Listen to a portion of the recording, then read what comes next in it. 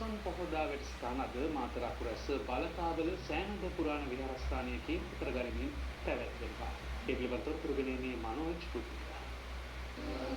ලක්වැසි ලොවැසි පොදු ජනතාව තථාගත අමාමෑණී සම්මා සම්බුදු පියාණන් වහන්සේගේ උතුම් නව අරහදී බුදු ගුණයන් සිහිපත් කරමින් උන්වහන්සේ වන්දනාමාන කරන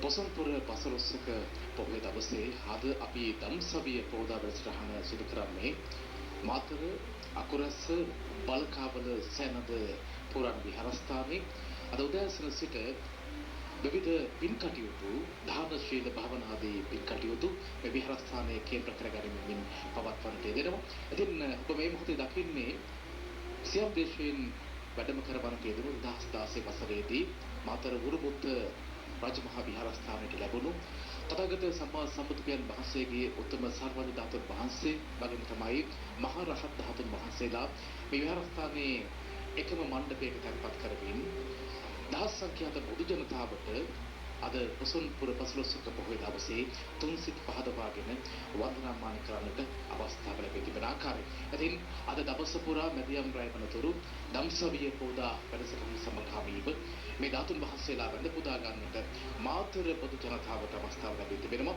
අපි බලාපොරොත්තු වෙනවා ඉදිරියේදීත් මේ පිළිබඳව ඔබට සජීව තොරතුරු ගෙනට යලි සම්බන්ධ වෙලා දෙනවා ප්‍රවෘත්ති මැදිරි